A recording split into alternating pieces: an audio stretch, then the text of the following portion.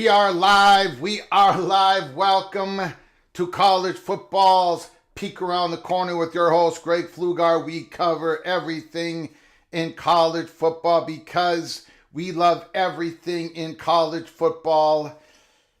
If you do as well, please subscribe to our channel. What are you waiting for? Subscribe to our channel. Smash the like button if you like our content. Share the video with your family and your friends if you want to support this rebel outpost. If you want to support the true home for college football sickos with a donation, help us keep the lights on, hit that $sign where you make your comment, and I'll get to your super chat as quick as I possibly can. Welcome everybody into the studio that sits on the corner, the very corner of Keith Jackson Parkway and Kurt Gowdy Avenue. Do not be afraid. Do not be afraid to become a legend with your comments and with your phone calls. It is a double header Monday. We did a live show, breakfast show this morning. Thanks for those who joined us. It was a big show for a breakfast show because there was the breaking news that 2 Power 4 athletic departments signed a capital deal. We were speculating. It was wild speculation. Many of us thought, it's got to be involved a Texas school, maybe 2 Texas schools. It's got to involve a Big 12 school, probably maybe an ACC school. There was one time during the live show I just threw out on a whim. I said, maybe it's UCLA. MBM, UCLA and Penn State are hurting for cash? Well, number one, everybody's hurting for cash. Everybody is. Everybody. Look, I'm going to explain this one more time. There are incredibly wealthy, I should say, there are athletic departments that bring in a whole lot more revenue than other athletic departments. So yeah, there are athletic departments that have 250, 230, 220, $200 million in revenue, and then there are others that have 130, 120, 190 million. But you got to remember, those athletic departments that are highly successful, highly valuable, when they're bringing in 240, 250, up to $300 million, they're spending that much. Why? Because they're building things. They have a lot of scholarships. They got a lot of sponsored sports. They got expensive items. They got an expensive recruiting budget. They've got an expensive salary pool. They got an expensive baseball field. They're paying down debt, and you want to pay down debt as quick as possible. So whatever you got left over, you're taking that money and you're putting it on your debt payments. Then you get a $20.5 million, $20.5 million bill drops on everyone's laps. $20.5 million. You got to come up with that money. And no, it can't come from a booster. It has to come from other places. And it's named in this settlement. It is named what are the revenue streams that it has to come with. So the revenue streams that you are using, tickets, media money, the revenue that you are using to pay for this Revshare, whatever number you arrive at, 20.5 million, 18 million, 10 million, the revenue that you're using for the Revshare, that money isn't being used for other things that you need or other things that you are committed to. So, and we keep talking about it. For most schools, there's a couple of revenue sports. Some schools have 3 revenue sports. But these non-revenue sports, holy smokes, they have so much importance to the university, to the athletic department, and to certain parts, certain segments of your alumni base, certain segments of your boosters, even some of those who are sitting on the money perch, importance to your university. So you can't just sit around, cut. I know we all think they can, but politically they can't. So they got to come up with some extra cash.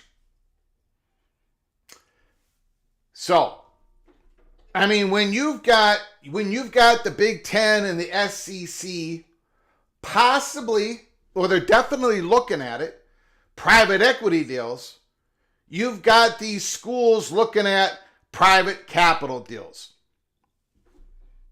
Month after month after month, we have reported here at Peek Around the Corner the following. The athletic departments, people have been knocking on the door, these investment firms, saying, let me take over this revenue stream. I'll make you more money, and I take a slice off it for the next 10, 20 years. We have been reporting that. We also have been reporting here at Peek Around the Corner. And let's make it very clear, because I've already been accused of lying from the small, angry, childish crowd out there. I have said 1,000 times, maybe not 1,000, but at least 100. Private equity, private capital was coming on in 2025, but I didn't know when and I didn't know how. I had no clue. And I said it, how many times did I say it on this show? I don't know when it's coming in.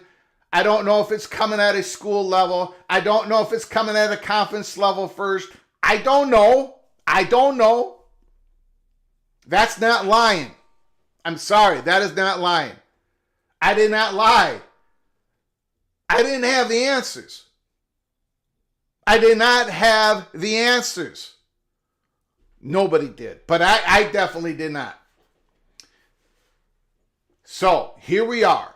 The first two schools, the first two of many with an 8-figure capital deal. Penn State and UCLA. Now, there is a lot of different outlets reporting this. We're going to go through On3's report first. There was the athletic director of UCLA said, well, hold on a second. We after this reporting has come out, he said, we have a relationship with this private equity firm that's doing these private capital deals. But we're still looking at private equity. We're not doing private equity. Well, this is not a private equity deal. It's a private capital deal with a private equity firm. So the UCLA athletic director was using a little bit of semantics there. But it's being reported that Penn State and UCLA both have struck the deal, and there are big-time programs, according to On3, who are basically all lined up to take the deal. There's going to be a lot of deals. Now, these private capital deals, once again, it's about an investment firm, private equity firm coming on in and saying, let's us take this over and we're going to make more money for the both of us. Essentially, that's what this is. The big conference private equity deals that may or may not happen are going to involve a whole lot of different stuff. In possibly different properties, possibly like the conferences own the school's ability to put advertising on your football field, patches on your uniform. A conference might do a conference-wide deals with private equity. But again, we don't know when or if those conference-wide private equity deals are coming in. But today is the first day we have heard schools with private capital deals, and they are 8 figures.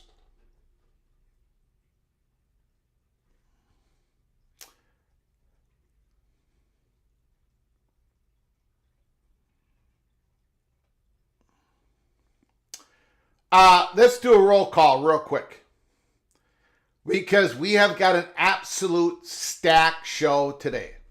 Florida Man is in the house. MBM is here. Don Scruggs, the Walking Geek, Bo Weevil, Kay Struthers, Jimmy is in the house. AMAC is here. Richard L. Jeff Folson, the Evil Badger, the Big Gun Shop.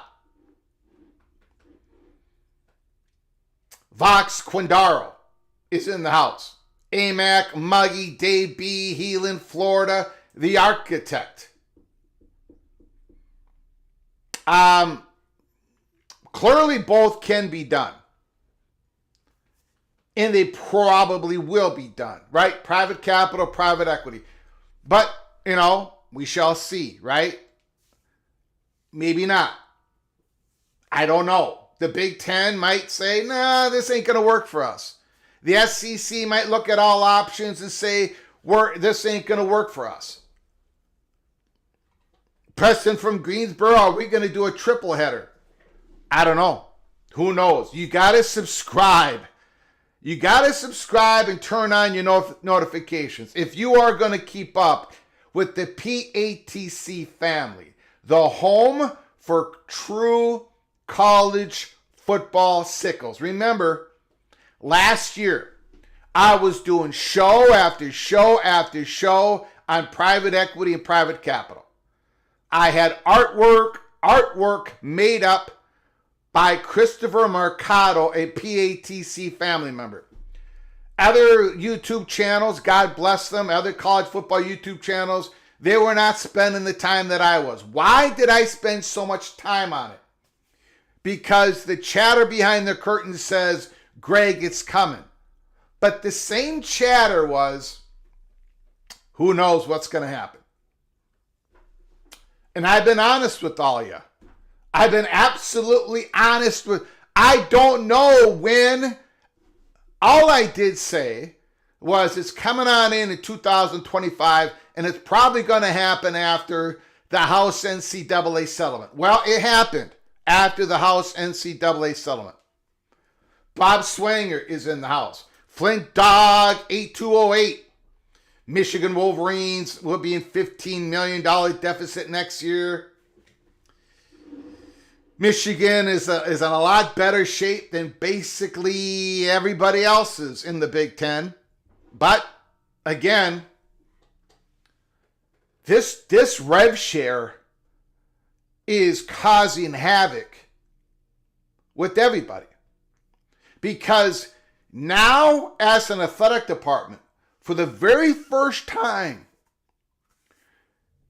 if you count scholarships, if you count the Alston stipend, if you bring everything on board in the Revshare, for the very first time, your athletic department, or I should say the average athletic department in the Power Four conferences, because it's the medium of all the athletic departments, you are spending 50% of your revenue to the student athletes. It's never been done before. That is why when people say when I hear people, they want to blow all this up because it was created, all this new world that we're living in was created by a class action lawsuit and not collective bargaining agreement. I agree with the premise. I agree with the spirit of it. I agree that we should have done collective bargaining to create an agreement years ago. But we got to live in the world that we're living in now. We cannot afford to blow this up. It's not perfect. There's going to be a lot of different changes. It's got to get codified. The House lawyers said they would work with the commissioners and the schools if modifications needed to happen. But for 95% of the student athletes, they're getting more compensation than they ever have before, and it's not even close. So I don't want this sucker to blow up. It's either this or bankruptcy. Greg, why are you so... Because this is our only chance. The commissioners came out with a press conference today. We are going to spend a couple of minutes on that press conference. I'm all riled up. I am all riled up because we are on the precipice of either a new world in which student athletes are better taken care of than ever before, or the Power Four conference schools say, screw it, we're not following the rules. I'm not going to get punished. I'm not going to follow, and then everything goes pear-shaped. We are on the knife's edge, ladies and gentlemen. We are sitting on the knife's edge. Don Scruggs, Georgia Bulldog, is in the house. Jimmy is here. The Hokie is in the house. Nick Boardman. Greg is on top of this as much as that could possibly be. Skull Buffs, Kenneth Bowman is in the house. Gene Calderon. Not so fast on private equity. Not so fast.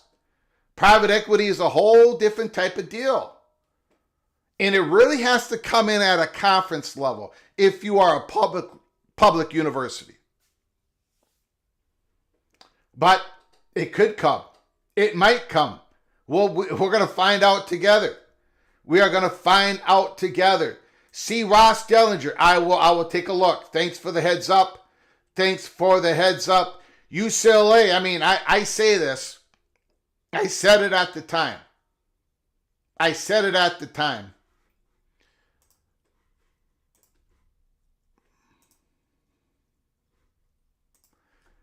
Yeah, again, are you guys talking about Ross Dellinger with Martin Jarman saying that the school has not agreed to a private partnership with Elevate? I did see that before we came on live. Elevate is a current ticketing partner for UCLA. We are exploring the opportunity to expand the partnership, but private equity funding is not involved.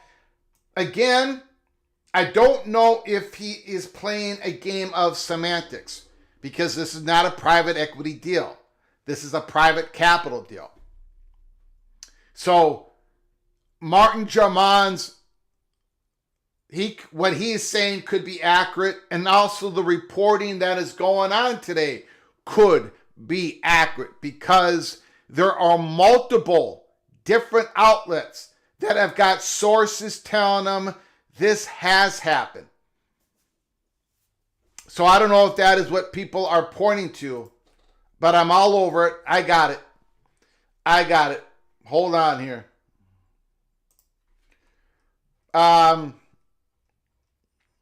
We got to do a roll call because I'm so thankful. That everybody has come in. If the investments don't actually pay out like they anticipate, watch them hike the tuition fees to pay it back. Paul Varnell is in the house. This isn't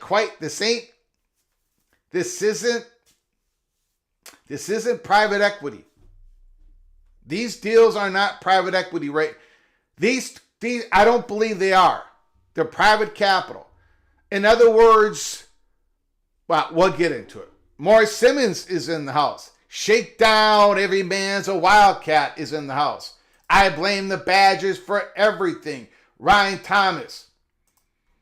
I just went through that. Thank you, Rock and Rat. I don't know if it's a game of semantics, but multiple outlets are reporting it, that there is a private capital deal in place. In fact, Sportico on 3, and when you go to Sports Business Journal, it's a private capital deal. And Martin Jarman is saying we don't have a private equity relationship.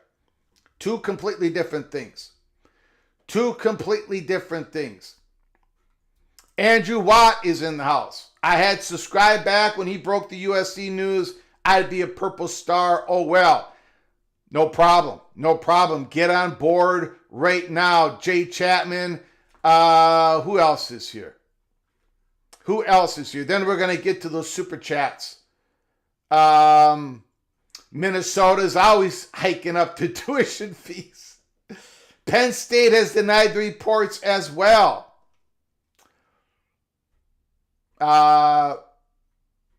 Again, this is not private equity. Who else? What else is going on? Go Black 45 is here. Our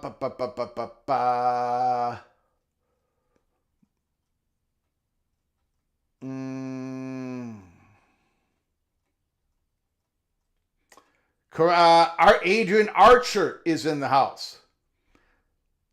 Humble Bumble Duck, thanks for coming on in. Appreciate it. Laura Weiss is here. UCLA is not one of the richest. I said it at the time. If UCLA had any money, if they were not in arrears, if they had any money, it would have been PJ Fleck would probably be their head coach. The almighty Finn is in the house. G. Brew is here. John Boxneitler is here. Outlaw Skis. Okay, Donnie 88. Genetics is in the chat. Genetics.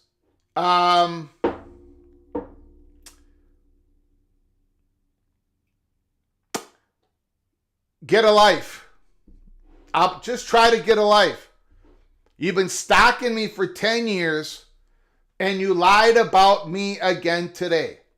What grown adult stalks somebody for 10 years and continues to lie about them? What is it? My wife says you are jealous. I told my wife, I said, he's jealous about the mayor of Loserville City. And the wife said, that is how much of a loser he is. Genetics, get a life. I did not lie about North Carolina. Where did I lie about North Carolina? You know, everybody in the chat room has a life. We all got things we are passionate about. We are all here as a community loving college football. We talk college football. And there are some people out there that have no life at all. They got to dream up their life. They got to play make-believe.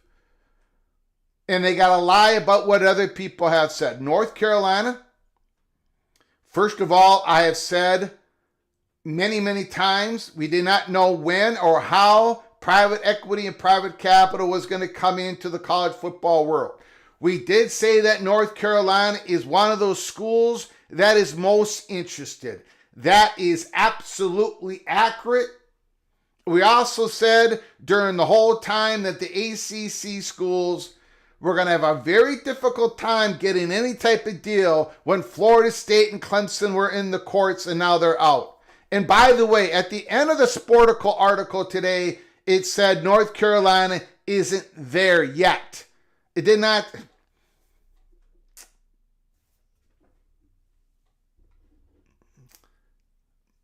Okay.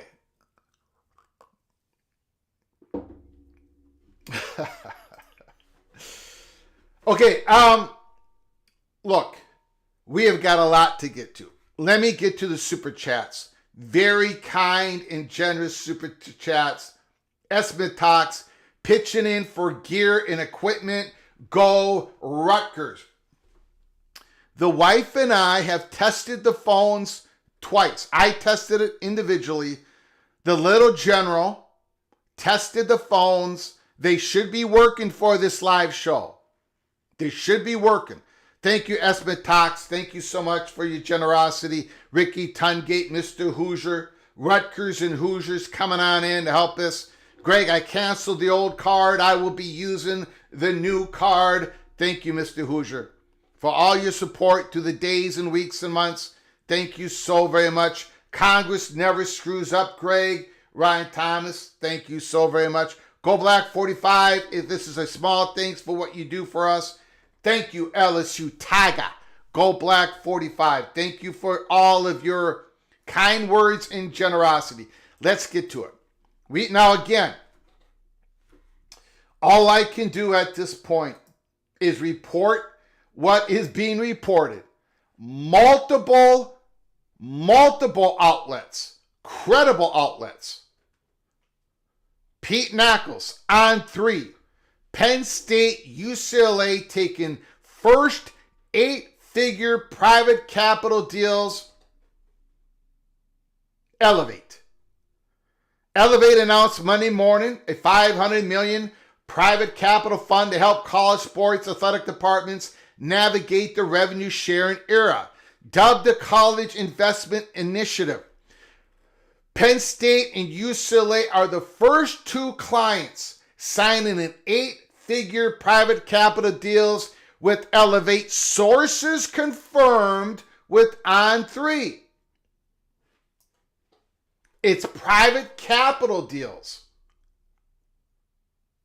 That is different than private equity. But a private equity firm can do a private capital deal. I think this is where semantics are being played. Now, it's only the starting point for the investment fund. Elevate's other university clients include Alabama, Notre Dame, and Florida. I don't know how much.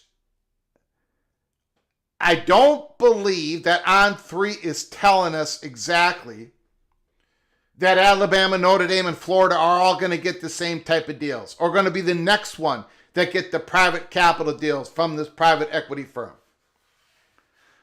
But remember, this morning, when it was first broke about Elevate having this $500 million private capital fund, which is only the beginning of their investment. Remember, it was told to us that they had a previous relationship with many universities, 60, 70 universities.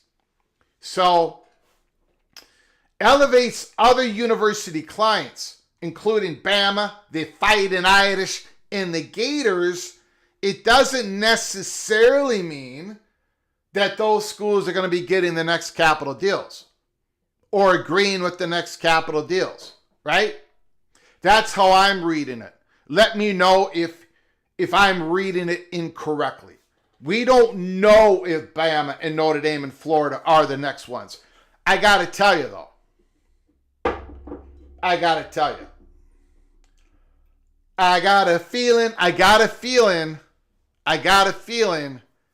that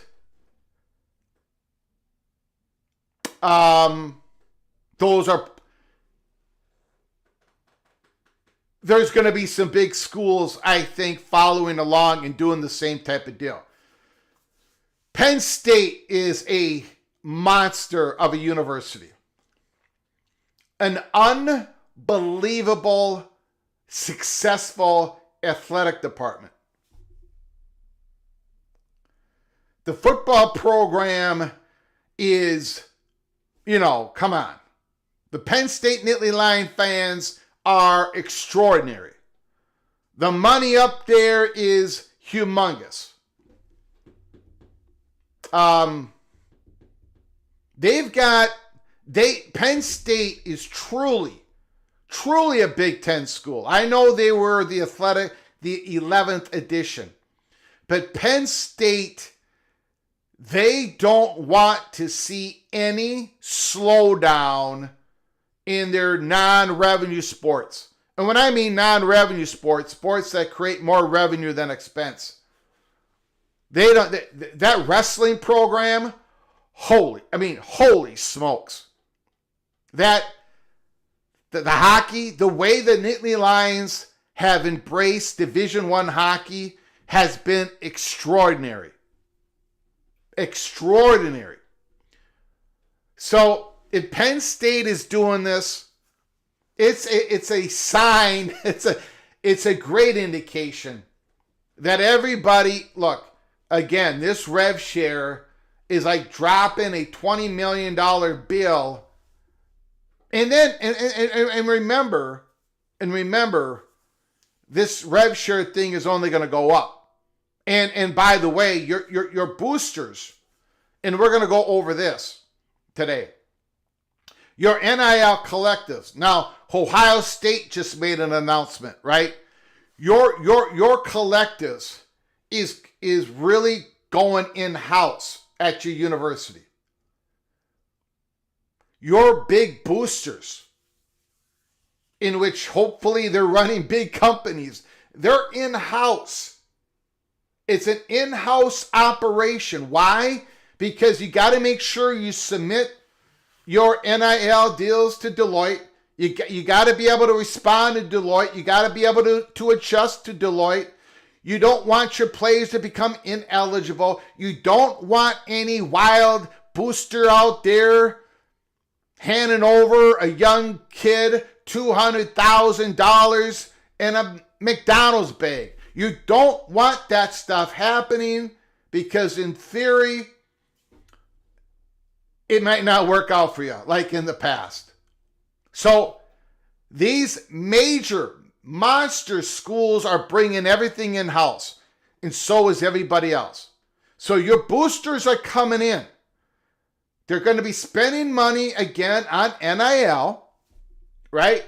So Penn State ain't going to be $15 million in Revshare and that is it. They're going to be $15 million in football Revshare plus another 20, plus another 25 million, whatever that number is with NIL. Same with Bama, same with Florida State, same with Miami, same with Alabama, same with some Big 12 schools. So the boosters' money, again, are not going to be really available to fill in the cracks of all the other needs that you have in your athletic department. You know, to create, to build that premium seating, to build those luxury seats, to pay down your athletic village. Whatever those needs are, your booster money still ain't going there.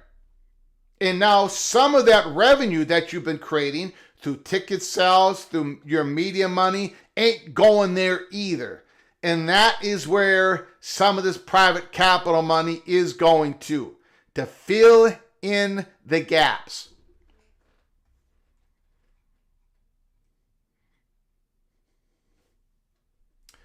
In a statement to On3 on Monday, Elevate said it isn't announcing any clients associated with this investment initiative. Those two schools are Elevate ticket operations clients. So again, they are not the ones that are confirming this. Penn State and UCLA are not confirming this, but there are other sources that are.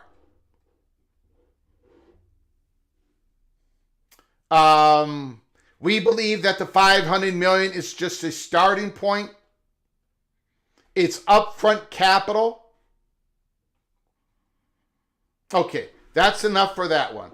Let me get to your comments. And then we got more on this subject. We've got more on this subject.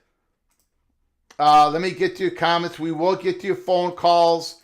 And the phones should be working. They should be working. We had a couple tests.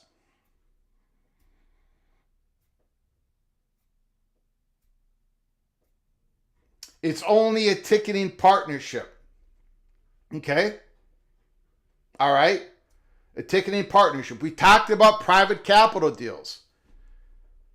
We talked about private capital deals where in these investment firms, this happens to be a private equity firm, they knock on the door and they say, we take over this revenue stream and we give you a whole bunch of cash. We take over this revenue stream. We think we can create more revenue from this. We get a slice, you get the rest for the next so many years.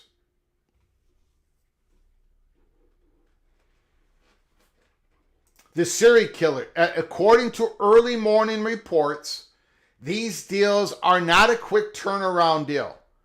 There is no quick deadline for the school to pay back the cash that they received. I really think a lot of this is an investment firm in any type of way taking over a particular revenue stream that you have. Pac-12 seems to have a media deal. Breaking news. My gosh. Okay.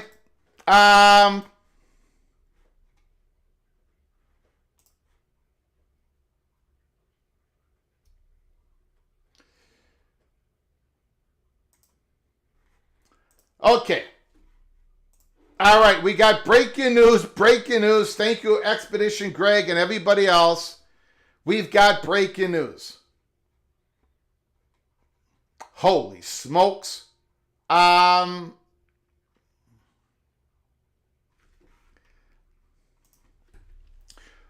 Dellinger, Yahoo Sports. All 8 members of the new Pac-12 have signed their grant of rights and membership agreements, a conference spokesman tells Yahoo Sports. It's a signal that the league is finalizing a new media rights package that is expected in the coming days. Now get a load of this. The media rights package is expected to feature as many as 4 different partners. The package paves the way for the league to formally offer invitations to expansion targets. The conference needs 1 full-time football playing member to reach the FBS minimum. Holy smokes. It paves the way to offer invitation to expansion markets. Oh my God. Oh my God. Well, I can tell you right now, we are not going to, we're not going to be able to get to everything that I planned on today. We are going to scrap the SEC all SEC team today. Good for the Pac-12. The CW. Texas State. I think it's going to be Texas State. But again, now, when the Pac-12 offers, that means they know that the other school is going to accept, or it's not going to be an official offer. So we'll see what's going on here. The news should be breaking soon. The news should be breaking soon. Hold on 1 second. We got breaking news all over the place. Please be patient.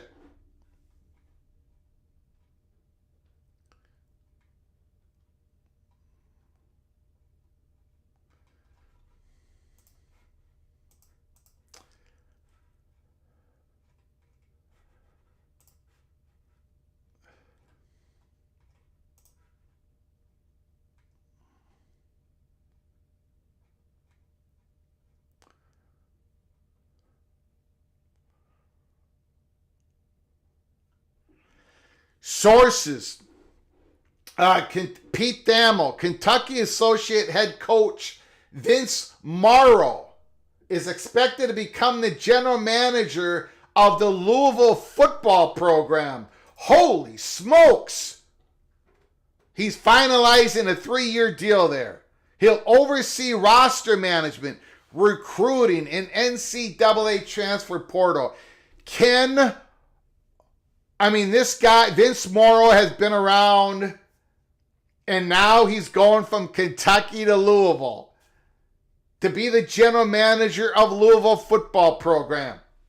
That is big news. Big news. He is a very popular figure. Vince Morrow is a very popular figure. My goodness, what is going on today? What is going on today? Okay.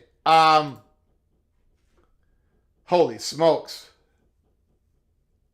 Holy smokes. What is going on, Don Scruggs? Kentucky. Vince Morrow. My goodness. Woo! Okay, guys. I think we're all falling in. Okay. We've got multiple outlets with multiple sources saying that UCLA and Penn State struck a private capital deal. A ticketing partner can be your private capital deal. I think people are getting caught up in a game of semantics. He is a dude. Big time. Louisville, big time.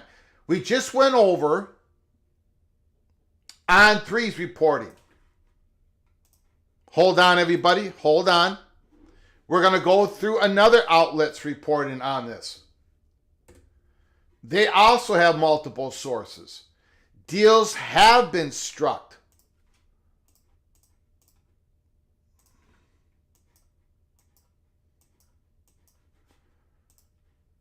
According to multiple outlets. Credible outlets. Okay, what's going on here? Something went wrong.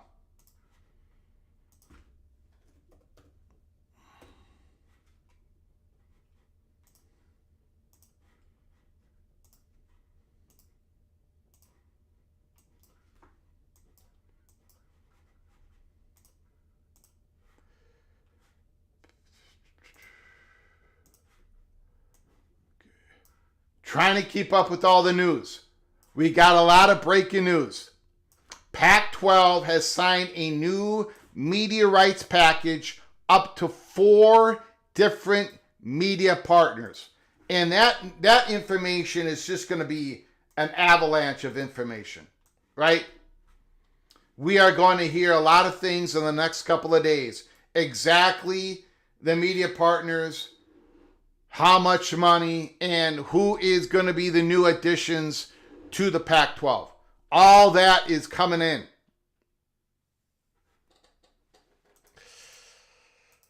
Okay, we are going to get to, I see what you're saying, Rockin' Rat. We're going to go to Sportico. Penn State and UCLA take private equity funding deal. Penn State and UCLA have become inaugural partners with Elevate, according to 3 individuals familiar with the situation. Multiple outlets, credible outlets, multiple sources. Accordingly, the 2 Big Ten institutions have emerged as the first known university to formally embrace private capital, signaling a significant milestone in the growing convergence of institutional capital in intercollegiate athletics. Elevate formally introduced College Sports Fund on Monday, revealing that 2 universities had already committed, but withholding their names. The fund is backed by private equity firm Velocity Capital Management and Texas Permanent School Fund. In a telephone interview, Elevate Chief Business Officer Jonathan Marks declined to confirm the schools, but said they would be announced in the coming weeks along with potentially others. So there's real good chance there's going to be more than 2 schools involved. Representatives from UCLA declined to comment. Representatives from Penn State did not immediately respond to requests for comment. While neither Big Ten institution had previously been considered front runner in the movement toward private financing, their participation is hardly surprising. Both rank among the top 25 in athletic spending among FBS public universities. Yet neither enjoys the same financial stability as some of their high-spending peers. For UCLA, the embrace of private investment comes amid prolonged fiscal distress. Now competing in the Big Ten following the dissolution of the Pac-12, the Bruins athletic department has grappled with persistent deficits. Recent NCAA filings show a nearly $52 million shortfall in fiscal year 2024, even after receiving a $30 million campus subsidy. We know all about this. We know about their millions and millions and millions and million dollars in debt, highlighting their urgent need for alternative revenue streams. At Penn State, a similar financial recalibration is underway. In February, the university introduced a slate of new fees, including additional charges on season and single game tickets, parking, and in-stadium purchases to establish its legacy fund. designed to support mounting athletic department expenses from scholarships to facility improvements. And then you talked about, the report goes on to talk about Judge Claudia Wilkin.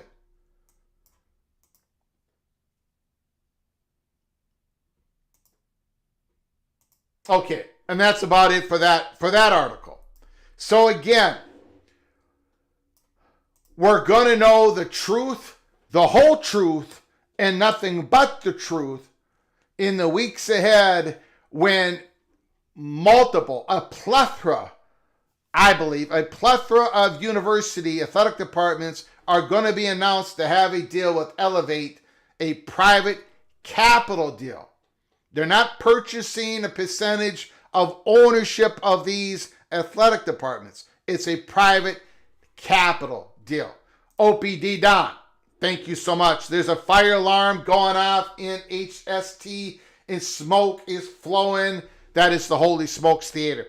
And smoke is flowing through nobody's business. Someone call the fire department. Just don't use PAT's phone because I don't think they will be able to hear you. Wow. Unbelievable. Oh my God. Oh my God.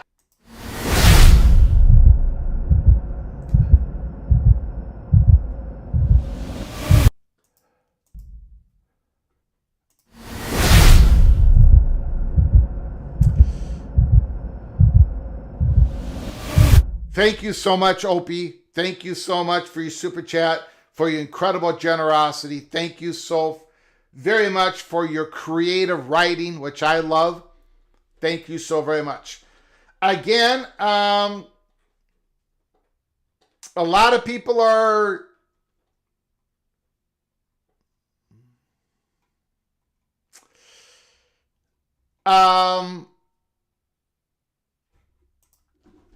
I'm probably gonna end up saying this at least once every live show for the next 4 months, or at least until kickoff. Almost every single school is cash strapped right now. Almost every single school. Check it out. UNLV and UCLA have money issues. Well, I don't know what school check it out. I don't know what school you support. There's a very good chance that your school is looking under every possible furniture in the athletic department, looking for quarter, dime, nickels, and pennies.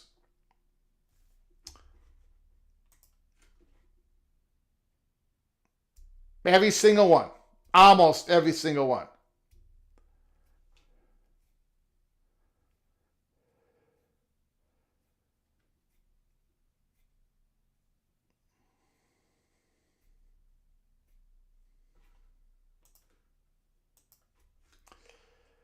Okay. We do have to get to your phone calls, but we got more news. We got more news. No. I have to talk. I'm not going to be able to get to the SEC players today, but I got to talk football.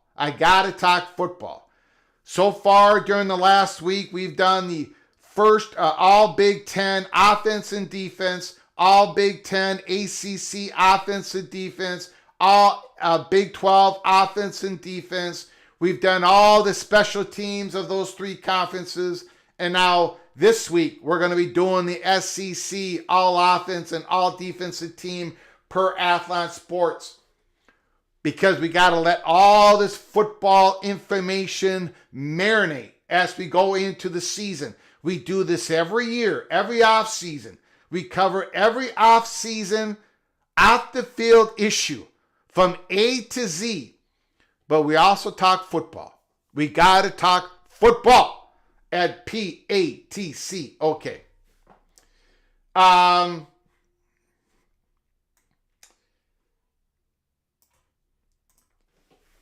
Press conference.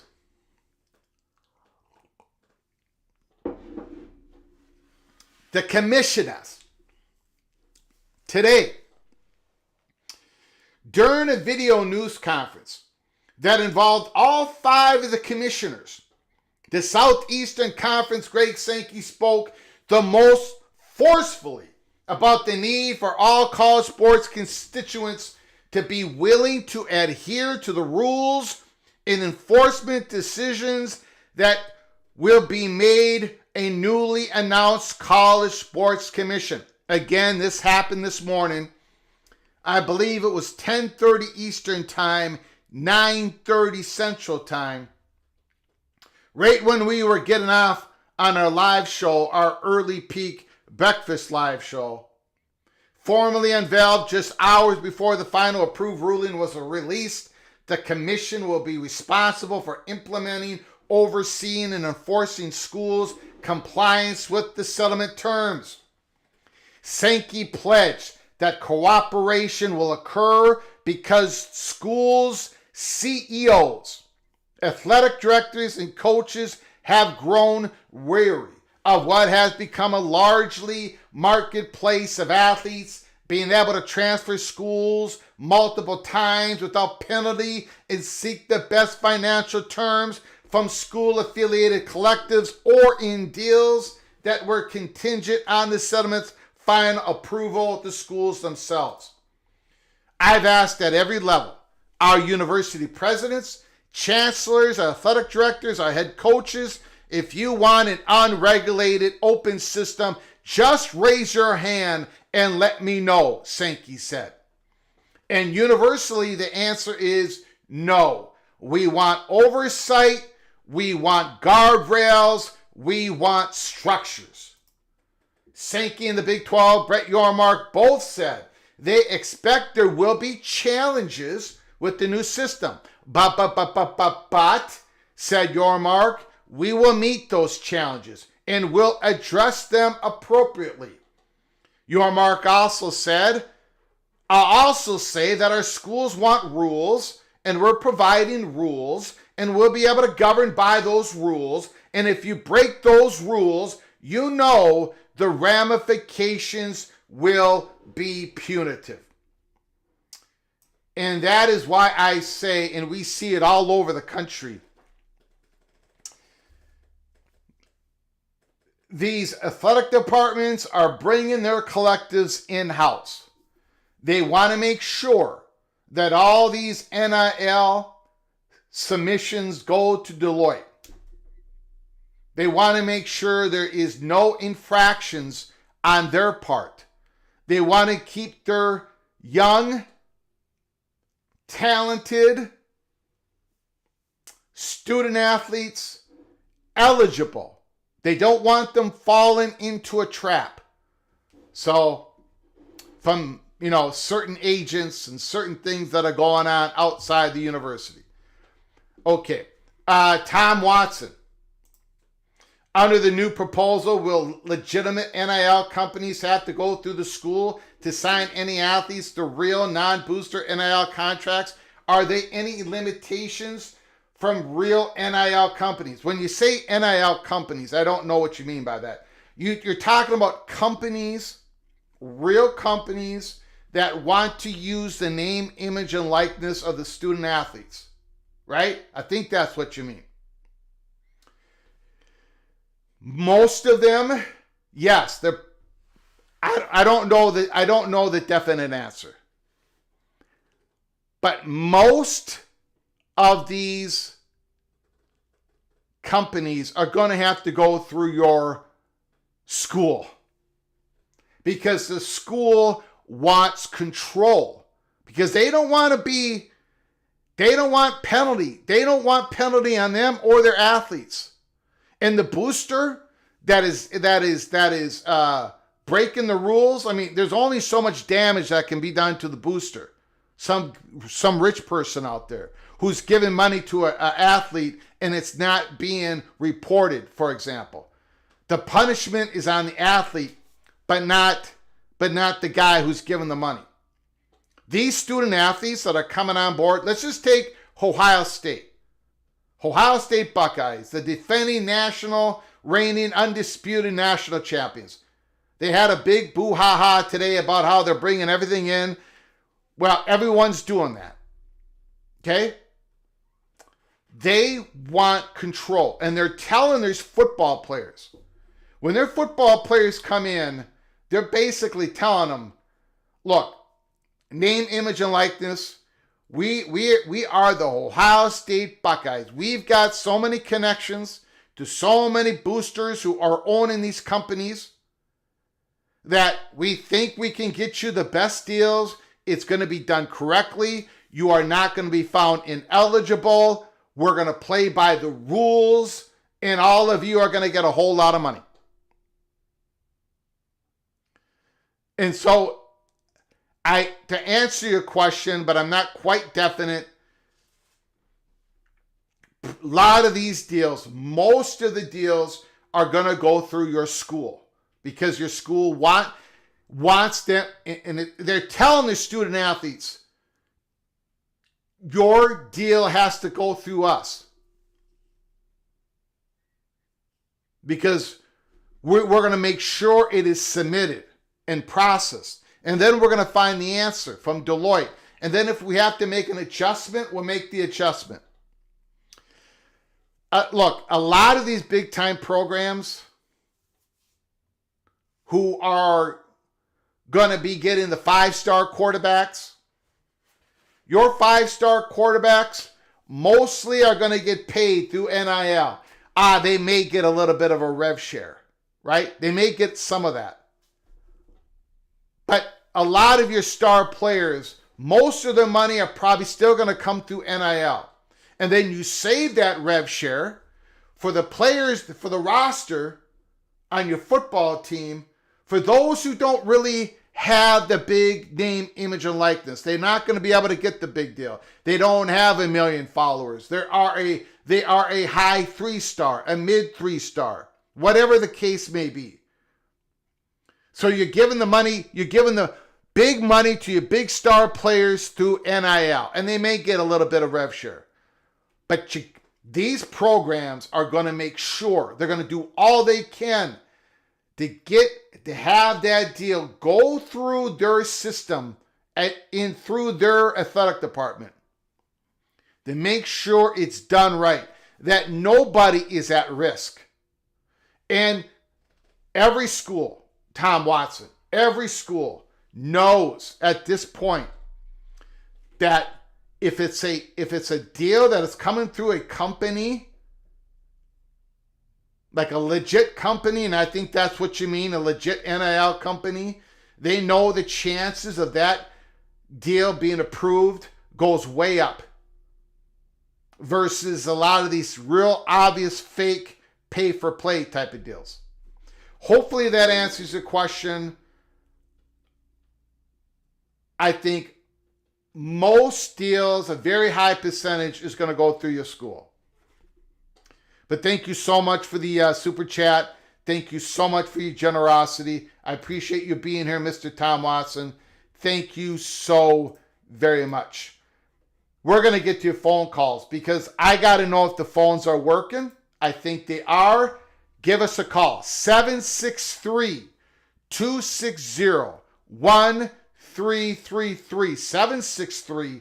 763-260-1333. There is still a lot on my plate, but I don't think I'm going to go through the rest of what I got on my show today. We got Washington Post. The Washington Post has the draft legislation. Maybe we'll go through that tomorrow. They have what they believe is going to be introduced on Thursday. A new House bill up in Congress.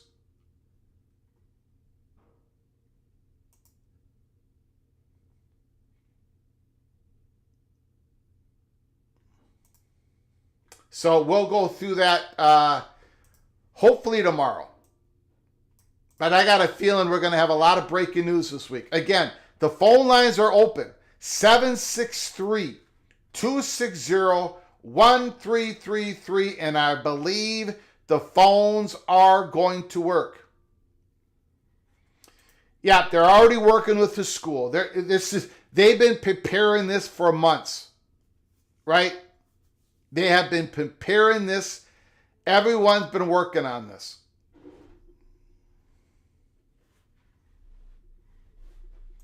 Edward the Auburn Tiger. Everyone hates the SEC.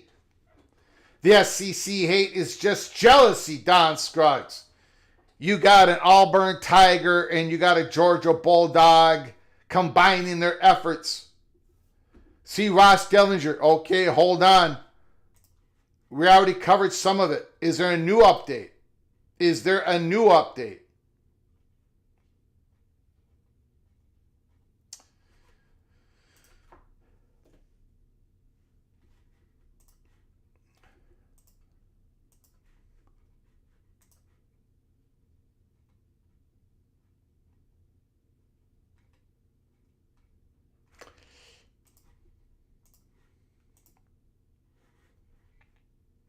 Appreciate it, Dave. We did cover that earlier. We covered that about 15, 20 minutes ago.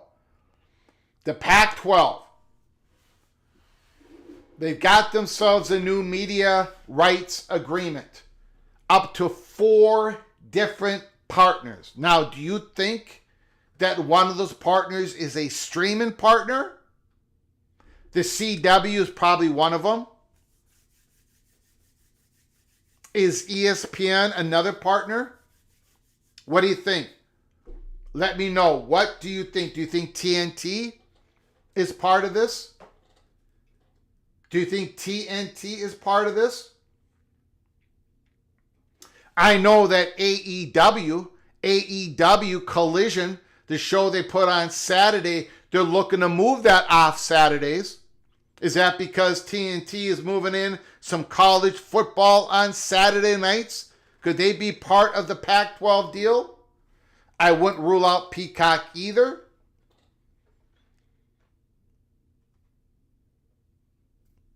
Movie Time Blues. It's nice to have political power and backing from the 4-letter. The phone lines are open. Somebody give us a call. I think the phone lines are working. 763-260-1333.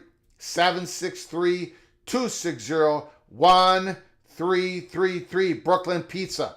I can't wait to see all the non-SEC NIL deals getting rejected while all the SEC deals go through seamlessly. I don't think that's going to happen. But Brooklyn Pizza says book it. I don't think so. We'll see.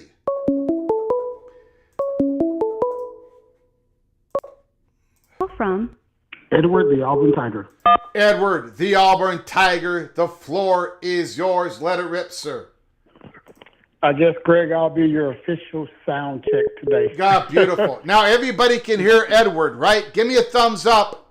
Give me a thumbs up on Edward. Can we hear Edward? We can hear him. Yes. Woo! All right. All right, Auburn Tiger, go ahead. Let it rip, sir. Thanks for calling, my man. No problem. Listen, we love the show that you guys do every day. You're grinding every day, keeping us informed. We really appreciate you. Appreciate it. I guess what this House case, I guess you're feeling positive about this development Thursday with with Congress being involved and everything. Am I feeling positive? Yes, sir. I would not use the word positive.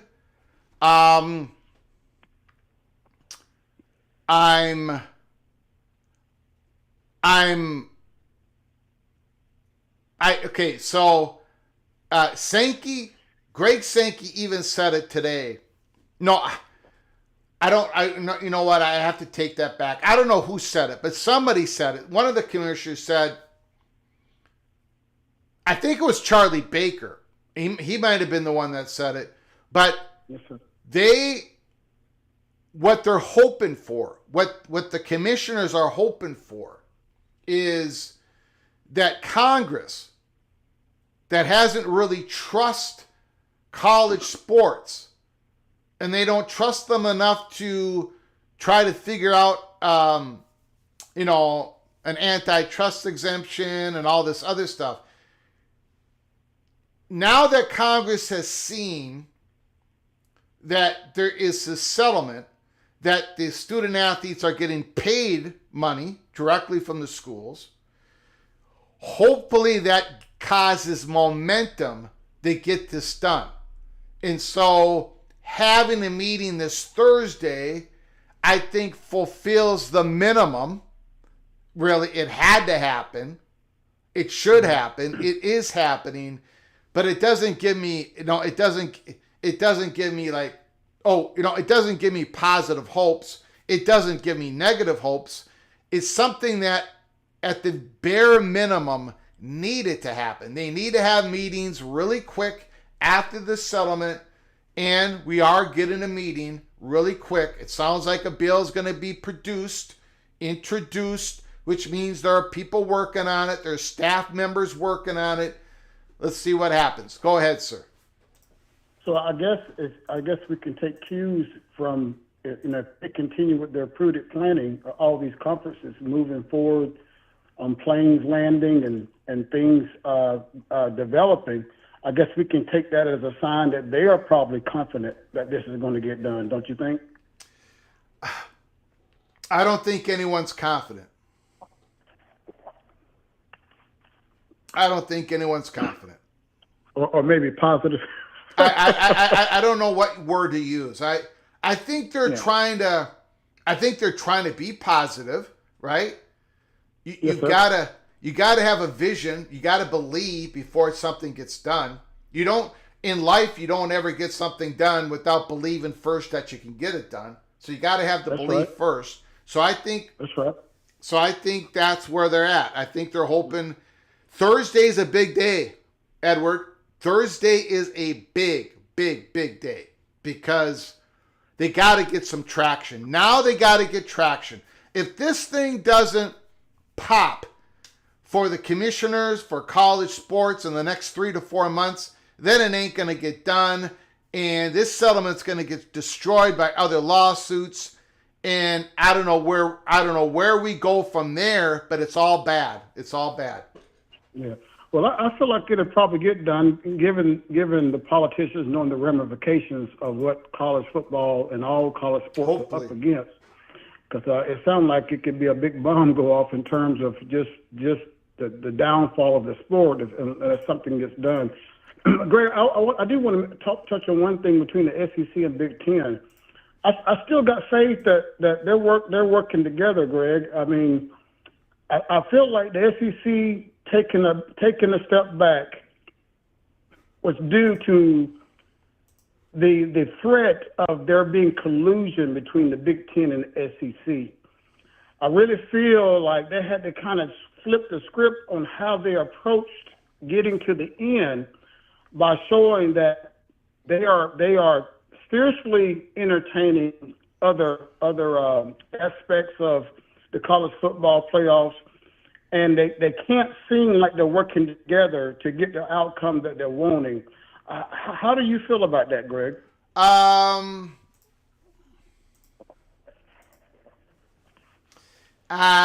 don't know. I think honestly, I think the SEC was like a lot of large conferences on many different issues. I think they found themselves more splintered than the commissioner thought when they went to the spring meetings. So I don't think this is third dimensional chess that the SEC and the Big Ten are playing. I think they are in disagreement. I mean, there are disagreements in the Big Ten. There are disagreements everywhere, even on this one single issue.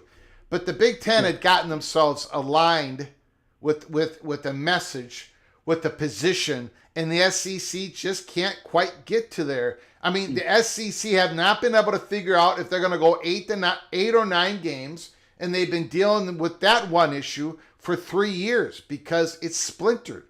You've got 8 schools on one side, 8 on the other, and And Greg Sankey doesn't feel like he's really had to make a decision yet, and he really has not had to. But now they're probably going to have to make a decision one way or the other, and we'll find out together. I don't think anyone is playing, fifth dimensional chess and, stuff like that. Yeah, well, I feel like on the SEC has time on their side, and they're planning. And, it's one thing for the coaches to give their opinions of what they want, but, we're having discussions today based on economic values on the college landscape, and I really believe that that's going to rule out, Greg. But listen, I'm going to get off the phone, let others talk. I appreciate all that you do, Greg. Keep up the good work. You got it. Appreciate it, sir. Great phone call.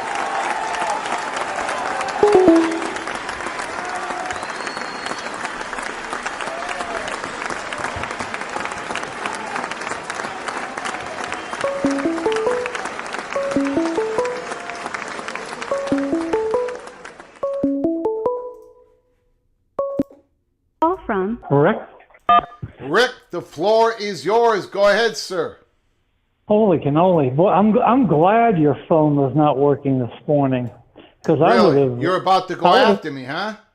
No, not you at all. No, sir. Okay. I would have stuck my big old 8.5 size foot right in my mouth with my pick on who I thought the college was, or the college. You and everybody else. Yep. Yeah, that was a real curveball with the Bruins and the Nittany Lions. Yep. Perfect timing. Sankey is just coming on the Finebaum show as we speak. Yeah. For an interview. So Finebaum has been incredibly depressing to listen to lately. He thinks everything is going to go disaster, and there's only going to be, 12 programs that are even going to exist and matter. And man, I don't know. But go ahead, sir. Well, he tends to share the same views as Sankey. So I see both of them that way. Yeah. So that's good observation on your part. No, I was.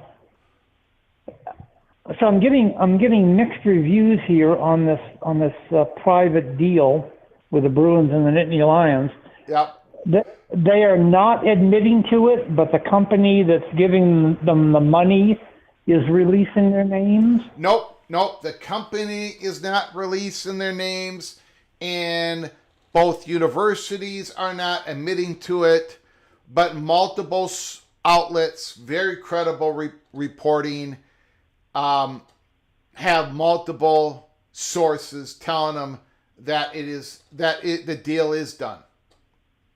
Remember and the company says 2 deals are done. So right. I remember that. I remember that from this morning. I think a lot of semantics are being played right now. That's my opinion. I don't know that for sure.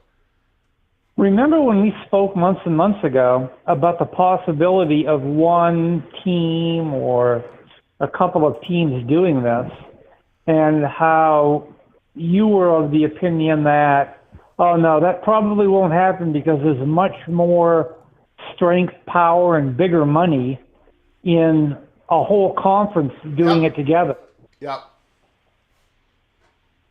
What do you think? What do you think now?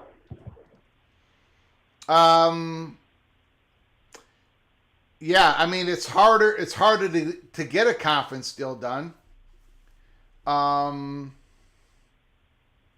if a conference deal gets done, it's going to be for a lot more, money, and it's going to be more impactful. So I guess my real question is, if the Big Ten were to do a deal, how would Penn State and UCLA factor into that Big Ten deal? I think these are completely different worlds.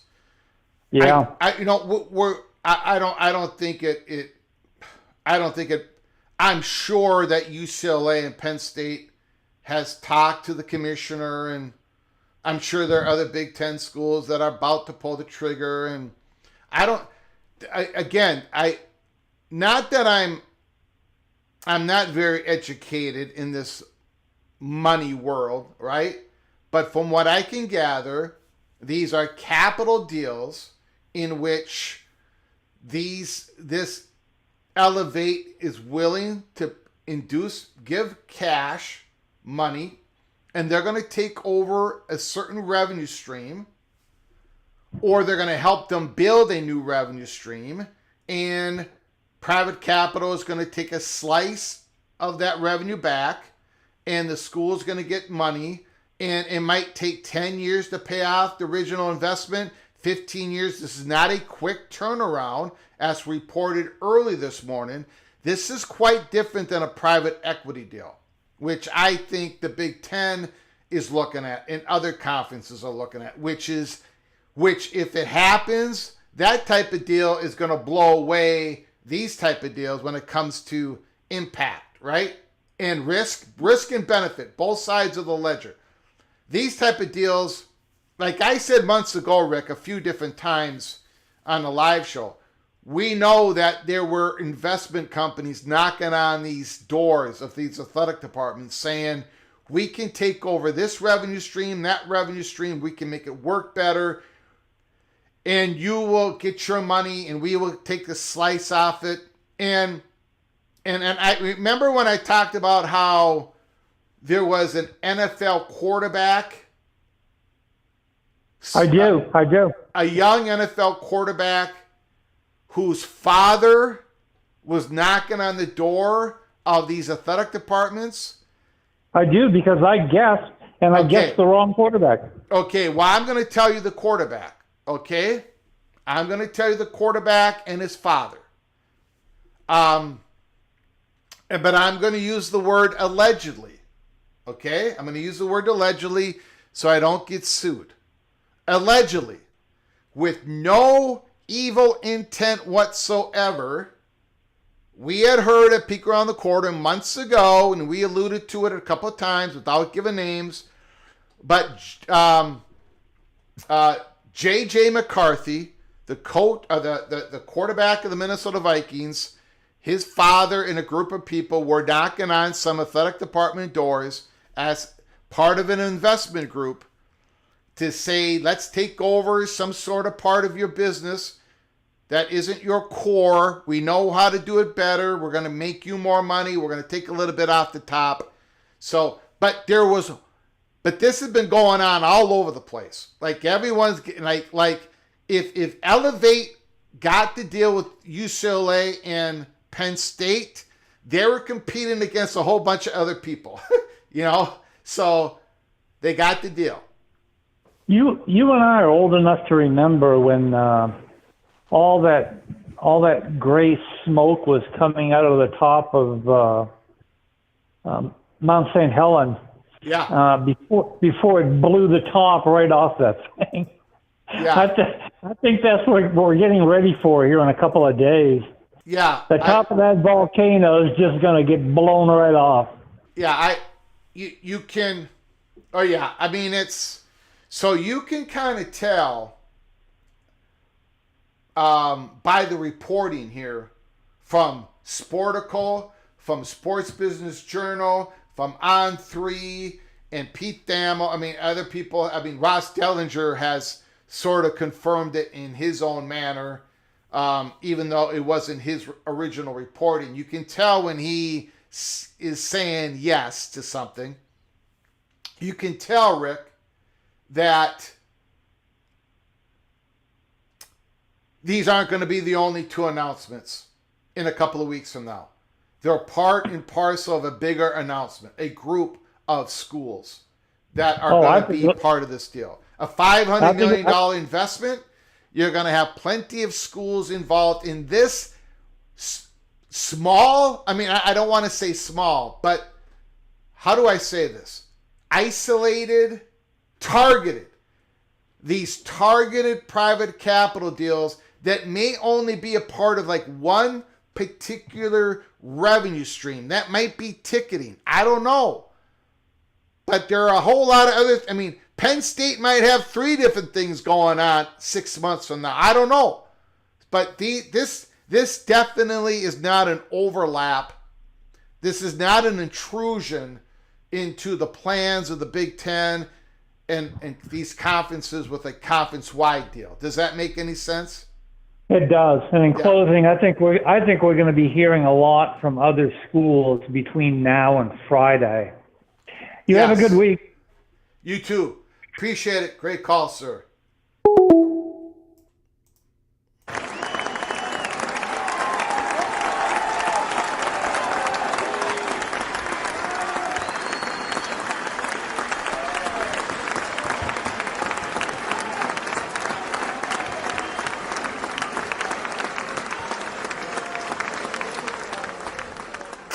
Phone lines are open. 763-260-1333.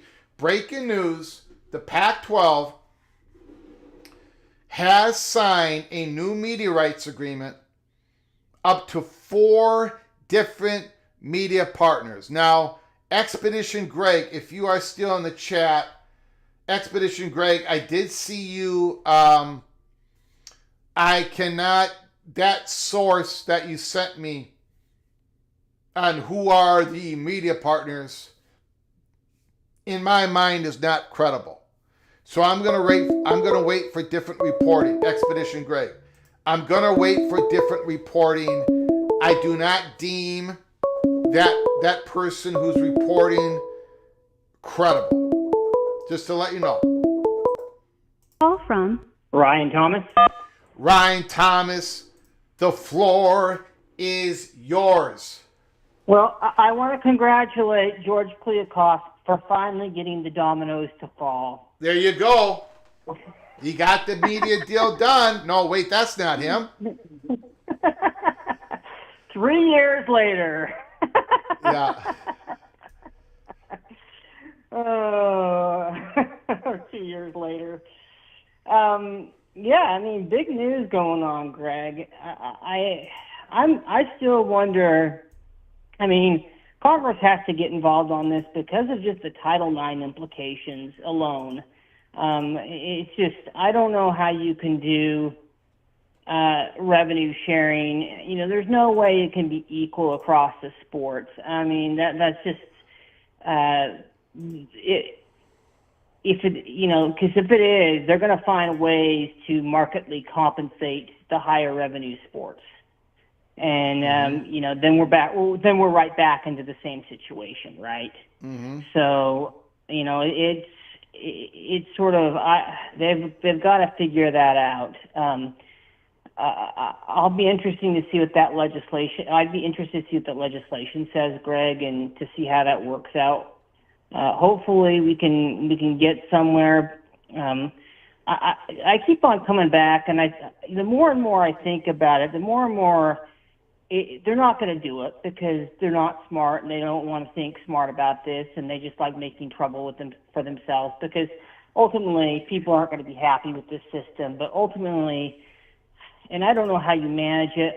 I go back to having just to probably have to have exemptions for football and basketball, or at least exemptions for basketball for exemptions for football for Title IX purposes, because when it really comes down to it, Greg, I think the collective bargaining model that you suggested seems to me like that's probably going to be the fairest way to deal with this, right? I mean, it's sort of, I hope we eventually get there. I have my doubts, but I think the more and more I think about it, I think you're right on that. That makes sense because that's the model that works in professional sports. And yes, I realize to everyone in the community that all these other sports don't work that way, which is why there needs to be a specific carve out for,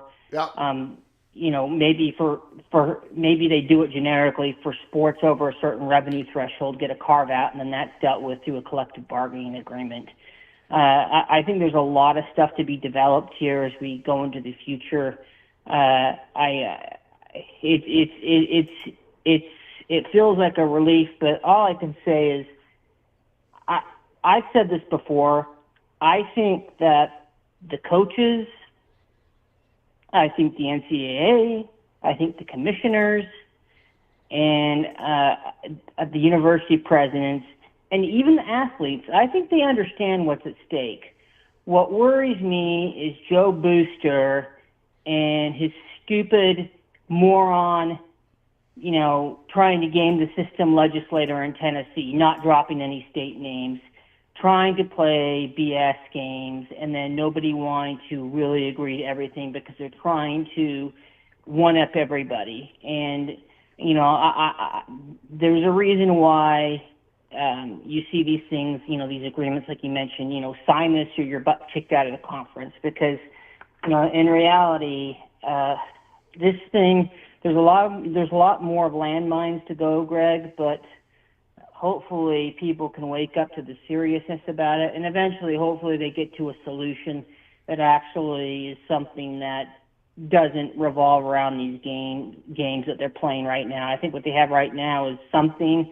I don't think it's going to hold up, but I think there's going to be a lot of problems because I just think that people are just, they view everything as a zero-sum game, and it's always that idiot that wrecks it for everybody. The person that thinks that they're so special that they deserve all the treatment and holds out and ruins everything for everybody.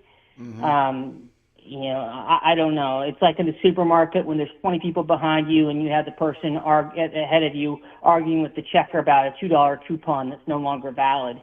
There's always going to be that person. Yeah. But so, I will say these schools, and I'm saying all of them, are telling their boosters, thank you for your support. We need your support. We need your NIL support. It's got to go through us. It's got to go through us. We got a general manager here. We've got a Revshare. We've got a roster.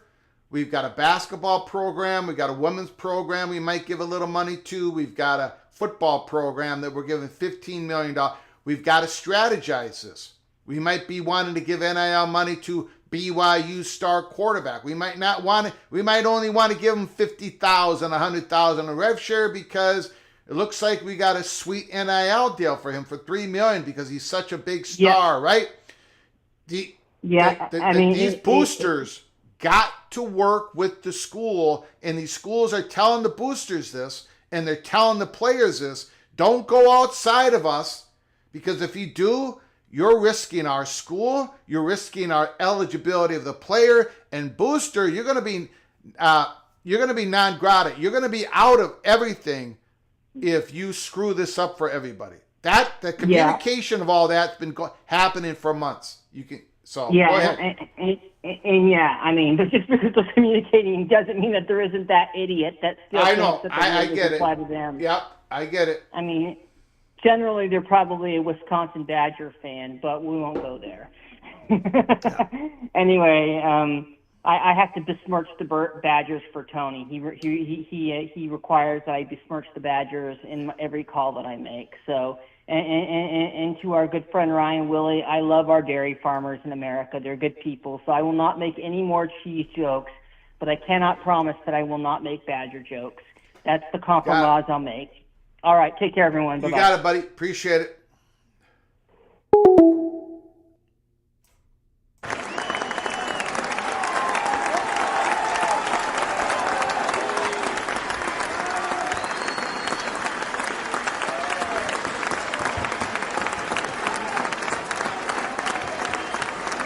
There are, Ryan Thomas, is correct. All of you are correct.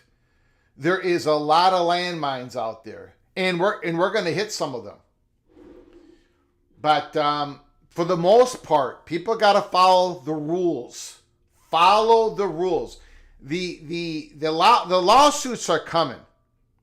Everybody knows the lawsuits are coming. Yormark said it today. The lawsuits are coming. We're going to act appropriately to the lawsuits. We need codification from Congress. But getting codification from Congress is that miracle, if it happens, isn't enough. Because even if you get that and people start breaking the rules and not abiding by them, the whole thing's going to collapse anyways. And if it does, your school is going to be, you think you're cash strapped now? Baby. This is the only way. This is the only way out of this mess. The only way out of this mess.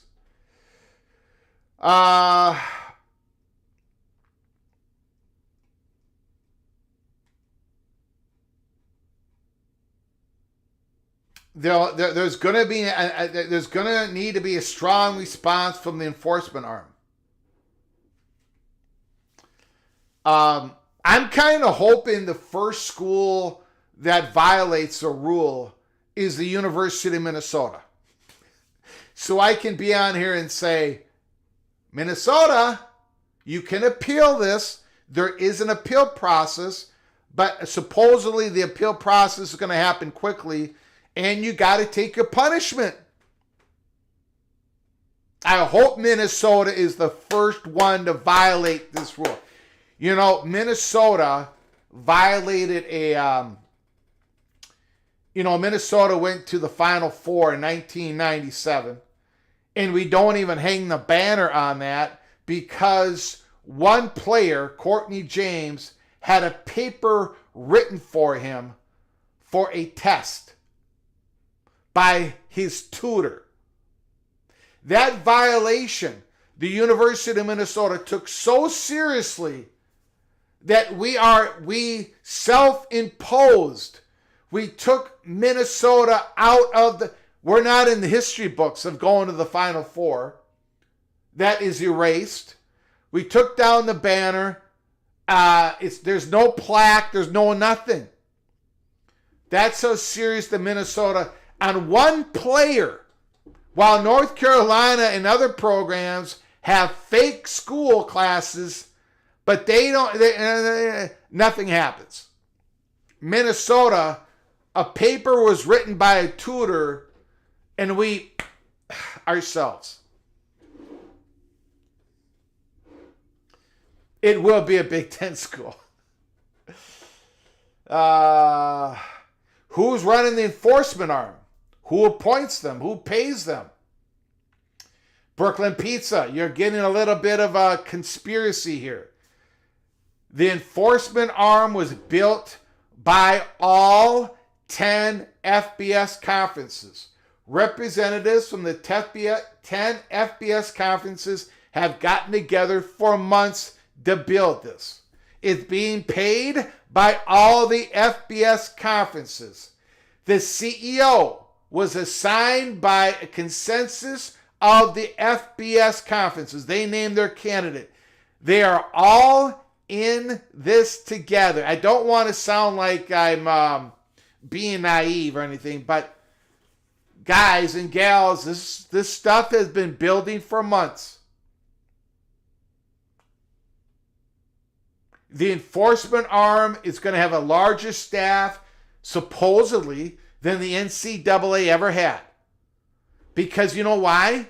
Because if this doesn't happen, if the enforcement arm does not work, then the House lawyers are going to rip up the deal. We're going to go back into the courts, and where our schools are going to get shredded. It ain't going to be $2.8 billion in back pay. That's not what you're going to be owing. You're going to be owing $20 billion, $25 billion. You're going bankrupt. That's why these commissioners, these presidents, these athletic directors, you got to follow the rules. And if you get caught not following the rules, you can appeal. If it doesn't go your way, you got to take the punishment.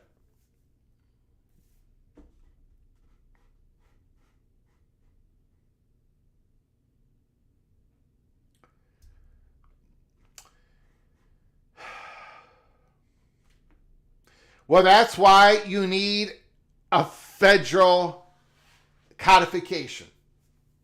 Walking geek. Unless the feds step in, this new enforcement arm will have zero power. Well, that's not necessarily true. The power is in that every school signed on to the agreement. Every school... Okay, so let's say Georgia Don Scruggs, Georgia Bulldogs. Okay?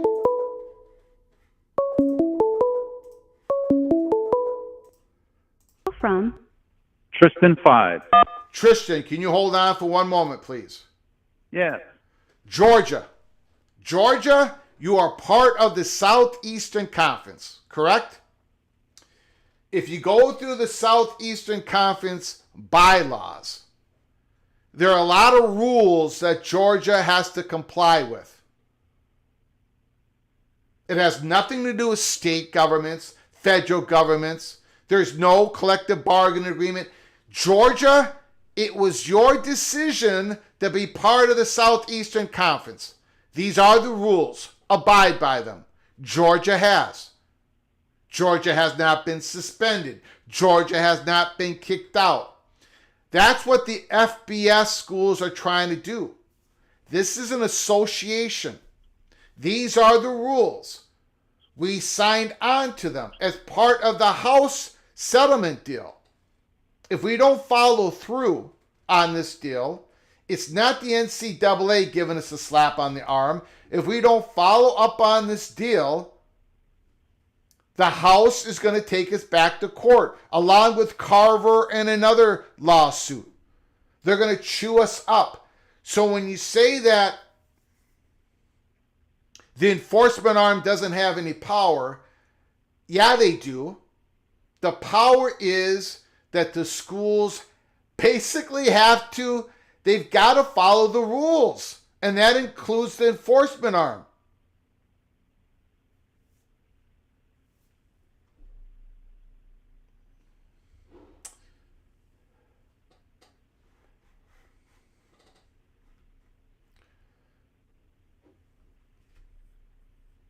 Yeah, go, and it won't stop a player from suing this new organ. Go ahead, sue.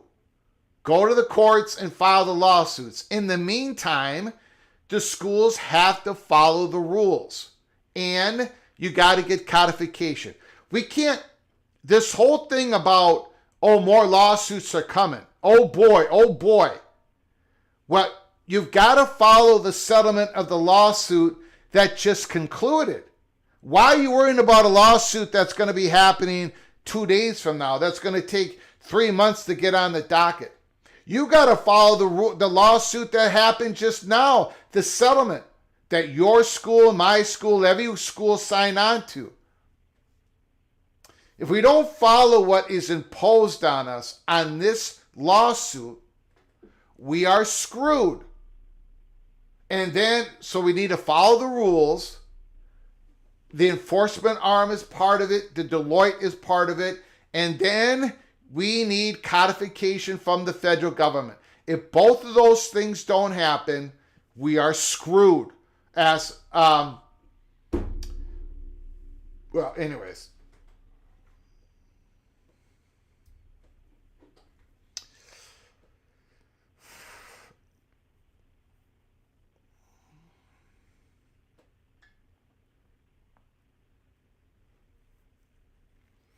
Jose, UCLA needs that money badly. The calamity from the divorce was devastating. I think, yes, UCLA is in terrible shape, but I think there's going to be more Big Ten schools making more deals. Why not simply let athletes collectively bargain? This is the real question. Yep, and you've got to go and ask your school first because they don't want to do it. Go ahead, Tristan. The floor is yours. Hey, Greg. Thanks for taking my call. Appreciate the patience, listen, sir. Yeah, that's no problem.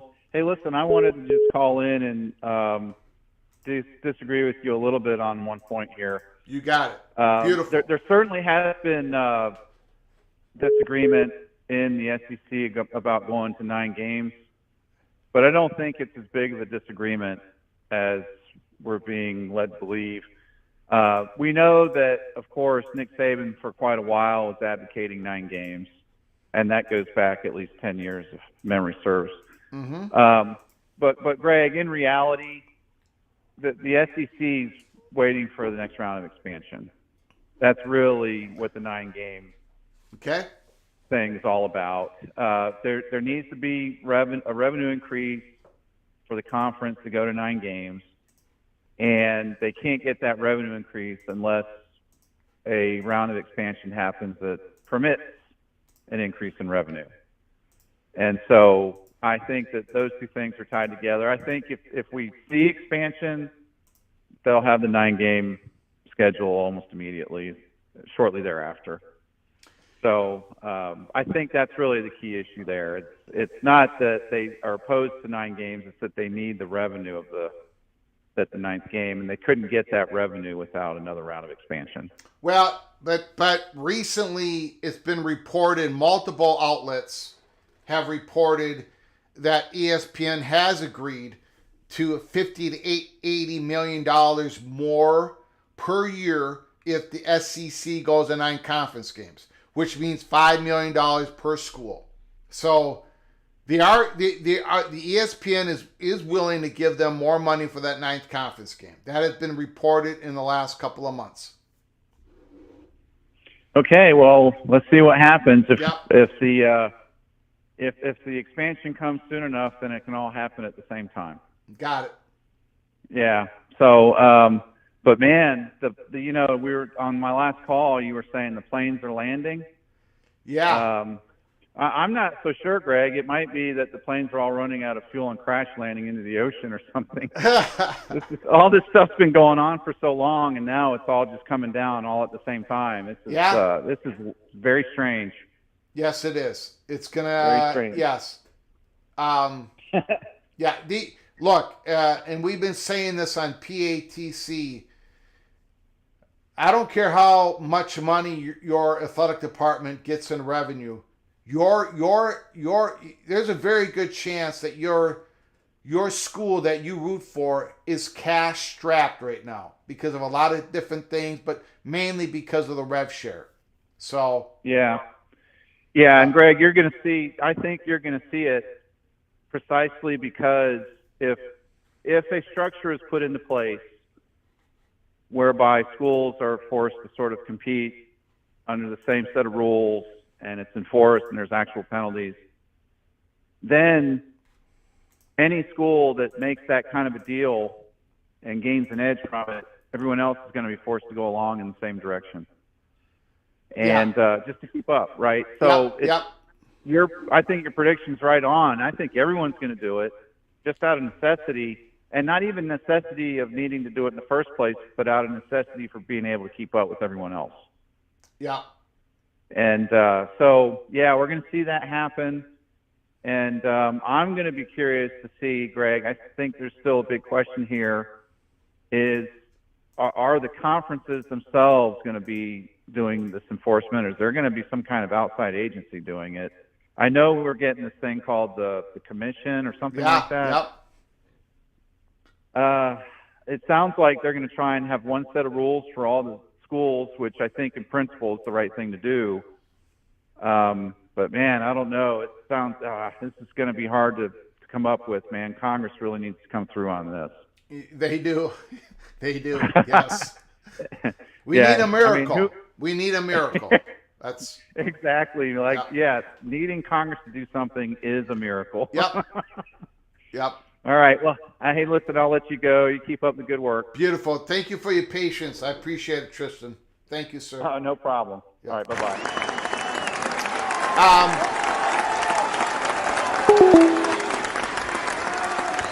Thank you, Expedition Greg, for sending me this. This is going to be of interest to a lot of you. Boise State, front office sports exclusive. Boise State is actively considering bringing private equity investment into its athletic department. Broncos athletic director Jeremiah Dicki tells Front Office Sports Dicki expects to have a deal in place within the next 6 months. I want to remind everybody here one thing. Make sure you subscribe to our channel and turn on those notifications, because we're going to go through something here we really haven't seen in our lifetimes. I don't care how old you are. I don't care how young you are. I don't care if you've been watching college football for 5 decades, like the fat guy from Minnesota, or 7 decades, or this is your first year covering this beautiful sport full of drama, history, and pageantry. This is going to be like no other. We said that 2025 was going to be crazy in private equity and private capital. There was going to be an invasion. I have no idea. I had no idea. I admitted to you I was not going to be able to give you the accurate peek around the corner. I had no shot. Now, since the settlement, which seems like 5 years ago, but it just happened, we're getting more and more of these stories coming out. And I got a feeling, I think there are bigger stories that are going to be coming out. We live in very dramatic times in college sports. Like Tristan just said. I mean, I'm going to add on to what Tristan said. I hope he doesn't mind. I'm going to do a little paraphrasing, but it's risky to get on this train of private equity, private capital, but it's risky not to get on the train. If you've got other athletic departments in your conference jumping on here, and if you're not jumping on, what if it works? What if it works for Penn State and UCLA? What if they get a little bit of juice of money and it benefits them over the next 5, 6, 7 years? What if these conference deal, what if the AAC gets a conference deal and the new Pac-12 doesn't when it comes to private equity? It's a risk to jump on. It's a risk not to jump on. And I don't know how it's all going to turn out.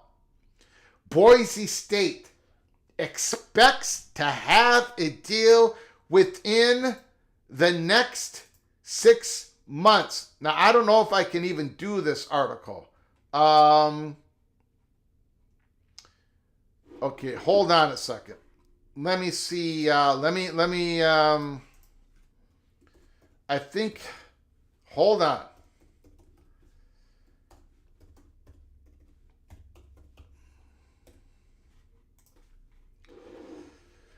Oh, okay. Okay. Okay. My apologies. Orlando. Boise State is actively considering bringing private equity investment into the Broncos athletic department and expects to have a deal in place within the next 6 months. Athletic director Jeremiah Dicki tells the front office sports. Ultimately, I need to create more assets for my institution and state. Because the athletic department doesn't earn as much money as some others, I have to get that much more creative, which means I have to take that much more risk, and appropriately so, he says. The Broncos have set up an entity called the Bronco Athletic Growth Solutions, which runs through the athletic department foundation. Bags is looking to get into things that I would still define as non-traditional, that creates new revenue streams, including private equity, Dicki says. The entity has been assessing different types of private equity opportunities. For example, they could go the route of private credit, which would help pay for facility upgrades. And then it talks about how Boise State wouldn't be the first to private equity because of what we've heard earlier today. Okay, and then a lot of it is, if I feel it helps us, we're going to do it, Dicki says. So, again, it's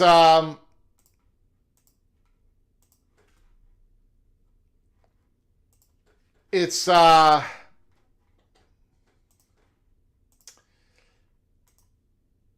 he feels like he's going to get a deal done in 6 months.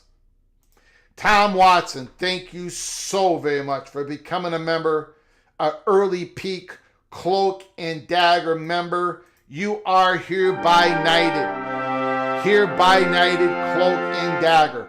By the way, for those members of this National College Football YouTube channel, I dropped an early peak Cloak and Dagger episode 57 yesterday. The name of the episode is Georgia Tech. Go watch it. Tom Watson, go ahead and watch it. You now have the membership. You can go watch our early peak Cloak and Dagger members only episode, Georgia Tech. If you want to watch that episode, if you're not a member, go. You're going to have to pay what is it? $4 a month? $4 a month to become a member, where you get early peak information before we come on live and we're going to talk about it. I'm not going to talk about Georgia Tech on this live show. I did not talk about it yesterday on the live show. I am going to talk about it later in this week when it comes to the Holy Smokes Theater. For those who are members who have watched it, you know what I said. For those who are not members, you might want to become a member, because every once in a while we drop an episode information and then we talk about it later in a live show. So, Tom Watson, congratulations. Thank you so very much, by the way, for your generosity. Go give it a look.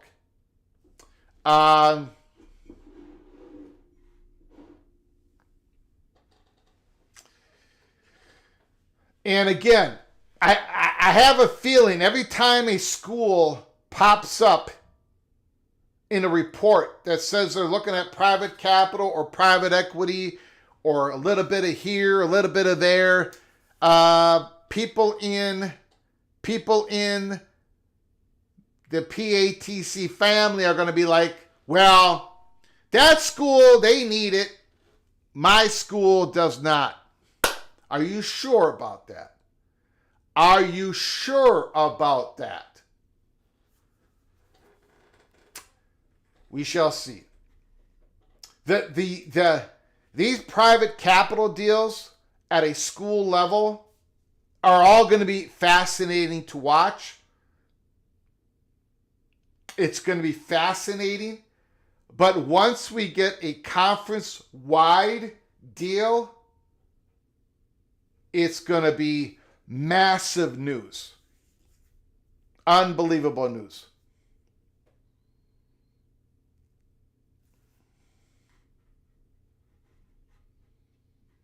Yeah, we shall see, Stormy. We shall see. I don't know. You know, Minnesota is behind on everything. Behind on everything. They move with slowness. What is being reported by Sporting News? What is being reported by Sporting News?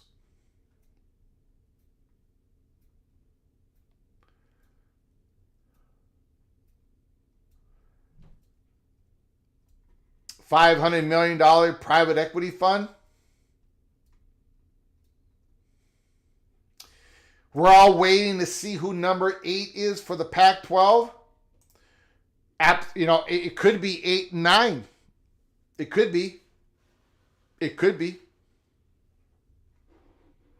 Are the phones open again? Yes, they are. No, they're not. Let me open it up. Go ahead and give us a call, Rock and Rant, 763-260-1333, 763-260-1333. Give us a call, Rock and Rant.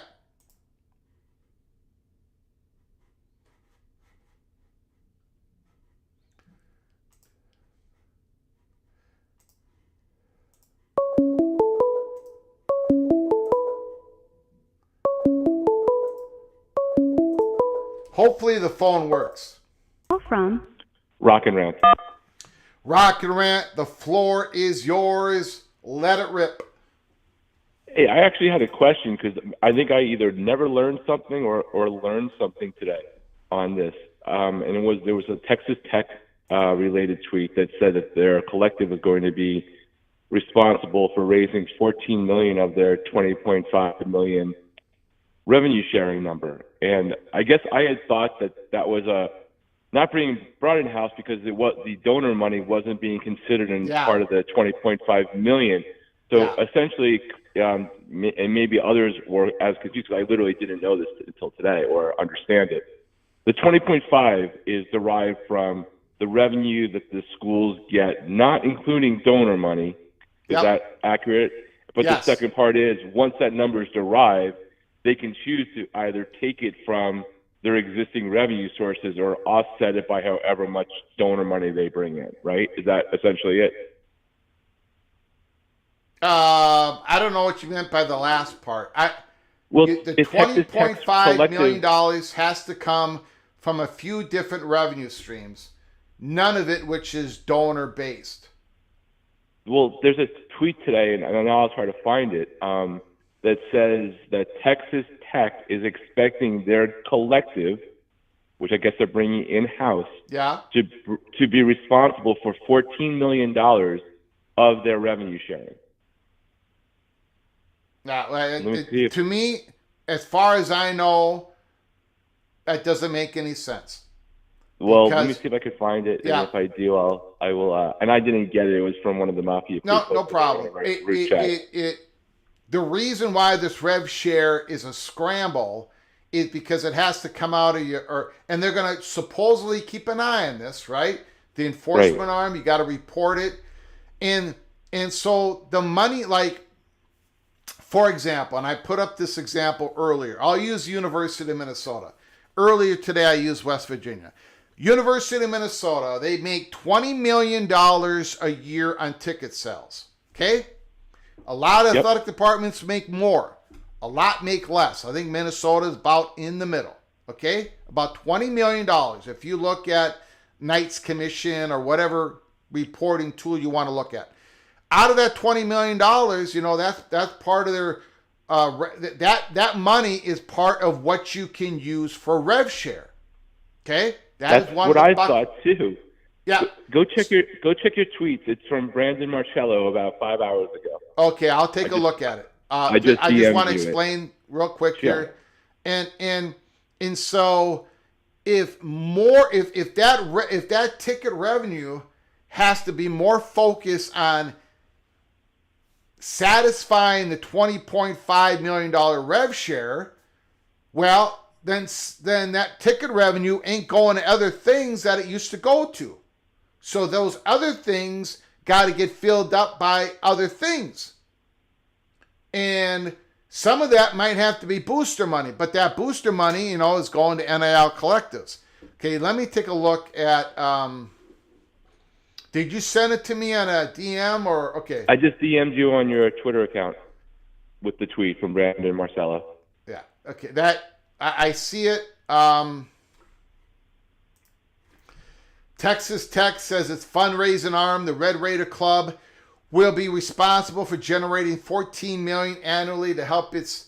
Is that a semantics thing of fundraising arm versus collective, and I'm just misunderstanding? No, I hope this is not an artful way of saying this fundraising arm of $14 million is going to go to the buckets to other things that it will help fund the $20.5 million, but in indirect way. You know what I'm saying? Right. That's understood. This reads to me like, one, it could be like, I don't know what their fundraising arm is to their collective. And maybe that's what it is. Like Miami's is the Hurricane Club is the fundraising side of it, maybe, and maybe because all these words are juxtaposing. And then there's the King Collective, which was external. I don't know whether it's coming internal. It seems like that's the trend. But seems like this might be another reason why they're trying to get the boosters in. So I might have just misunderstood, but it confused me when I saw it. That's why I figured I'd call in and ask if you knew. Yeah, I'm hoping this is a bad way of saying the Red Raider Club is raising money to help fund other things, so they can do the $20.5 million through the ways that you're allowed to do it. Okay. Because if you use donation money, if you use collective money, if you use donor money as part of the math of if you go 22% of all athletic department revenues among the Power Four conferences, well, my God, it wouldn't be 20.5 million. It would be, I don't know what the number would be. It would be 40, 50 million. Because you would have to include all the donor money that Ohio State gets, that Michigan gets, that Georgia. I mean, it would obliterate it. So what I took this to mean, and again, and I could be 1,000% wrong, was to come over the 20.5. They did not include the collective world, right? Did not include donor money, right? Yeah. The 20.5 was 22% of the average of all the revenue streams you did, right? Yep. But then when I read this again, and I may have completely misconstrued it, I then read, okay, well, once we set that number, if you want to use donor money to directly pay for that number, even though we didn't use your donor money to calculate things, that just floored me. And again, I could be misunderstanding this might not be there. I don't know what the name of the Texas Tech Collective is, right? But I don't know I'm confused, I guess, is my point of it, because of that tweet that didn't seem, to jive with the things that we've heard. And I'm not, by the way, to be clear, I'm not accusing Texas Tech of doing anything wrong. I'm just trying to understand what's going on. Yeah, it doesn't, Laura Weiss is commenting, it doesn't matter if it's the Red Raider Club. It doesn't matter if it's a Matador Club. It doesn't matter if it's a collective. None of that matters. You can't use that money to pay for your Revshare, but you can use that money to help pay for things that the money that you're going to use for Revshare would traditionally have paid for. So it is helping, but it ain't helping directly. I think. Yeah, and that's why the whole thing is kind of ridiculous on one level, right? Because money in is money in. Whether you keep it in a different ledger, you either have it's money. You don't have to use this money for that, so you can use it for this. But this one part of your world of fundraising stays completely separate. But that means there's less money from your ticketing revenue if you're doing killer merch. Yeah. Anyway, it was just confusing to me, so I figured I'd point it out and then see if you had a better understanding. Got it. I appreciate it, Rock and Rant. All right, thanks, Ben. You're the man. We're getting reports here in the chat room.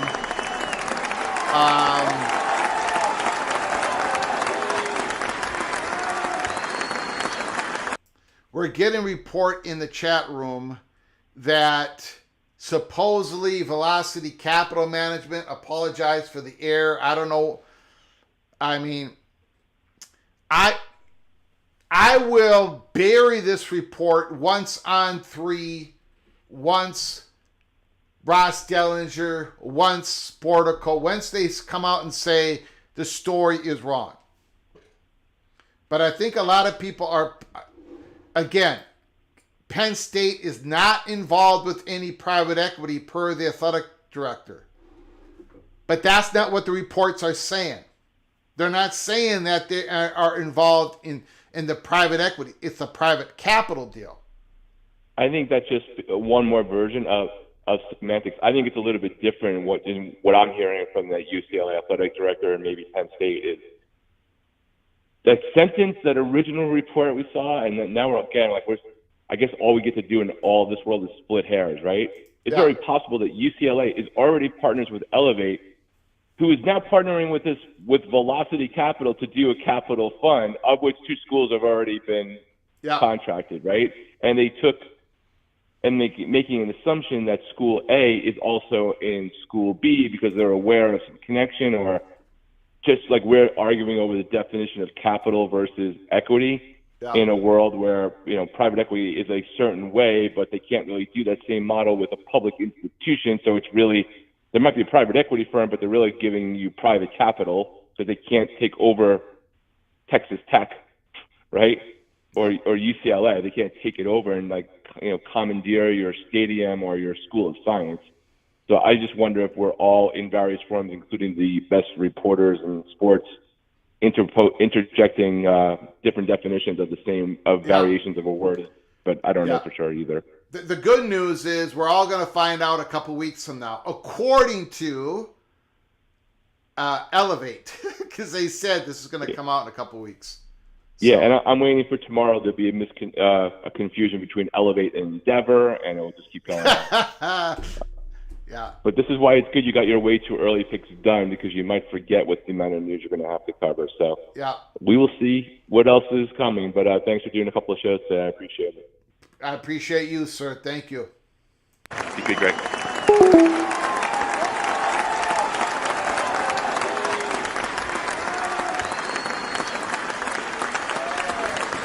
Steel Austin, Ute. I don't think that's correct. I think you can use the donor money as part of the AD's revenue to pay athletes up to the cap of $20.5 million. You just can't exceed the cap.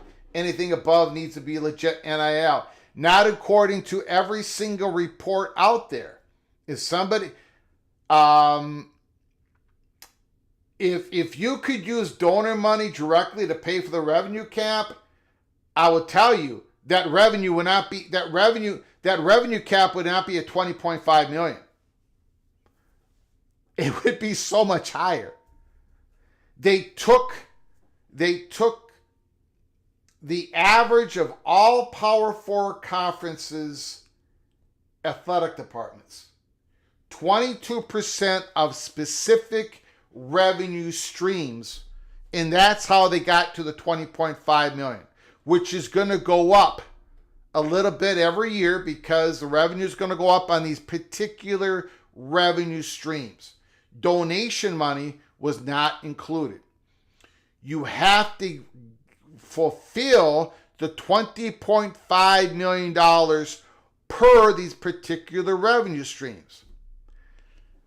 Now, when you're using the money per these particular revenue streams, for the Revshare that's never been in existence before, that revenue can't be used for other things. And that is that is the gap that the schools are trying to fill. Per booster, per capital, private capital deals, that's why the schools are strapped for cash. So, anyways.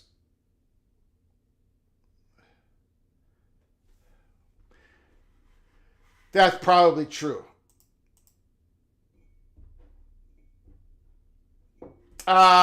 It's media money, it's ticket sales, and a couple of other items. And that's how they came up with the 20.5 million. Ladies and gentlemen, if you could use donor money, do you know how much donor money is? If you counted up all the donor money of the 60, how many Power 4 conference schools are we up to? The 70 schools. It would blow away the 20. The cap would not be at 20.5 million. Okay, I think we'll close it up. We've been on the air for 2 hours and 13 minutes. And we were on the air for about an hour and a half earlier today. Again, I want to thank everybody who joined us. I want to thank the very generous PATC family members, Xmas Talks, Ricky Tungate, Ryan Thomas, Go Black 45, OPD Don, Tom Watson, Expedition Greg, for your donations. Thank you, Expedition Greg. Thank you, Tom Watson, for becoming an early peak Cloak member. I appreciate it so very much. Opie, this is for the GoFundMe third cup of coffee going in the midnight special live show. Opie, first of all, Thank you for your donation once again, for your incredible generosity to help us keep the lights on. Second of all, thank you for your creative writing on your super chats. I love it. Third of all, Opie might absolutely be 100% correct. Which means what? You have to subscribe to our channel. You have to open up your notifications because we don't go on a schedule. We did an emergency live show this morning. We did a live show this afternoon. We could, as Opie has just indicated, we might have to do a live show later tonight. There's going to be breaking news all over the place.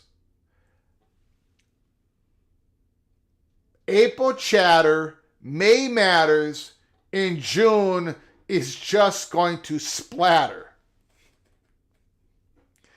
Maybe that's not the right way of saying it, but June is going to be absolutely nuts. It's June 9th, for God's sakes. It's only June 9th.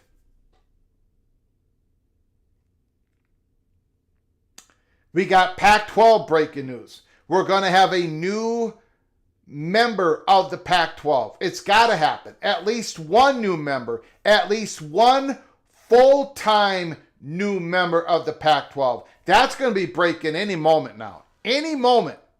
We think it's going to be the Texas State Bobcats. But who knows? Who knows? There could be a ninth program along with the Texas State Bobcats. It could be the Texas two-step. Again, we don't know. We don't know.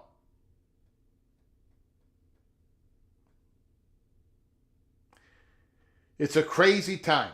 Absolutely crazy. So make sure you subscribe, smash the like button, and until next time, which could be tonight or definitely tomorrow. Until next time, from all of us at PATC, to all of you, please, y'all take great care of each other. Thank you so very much.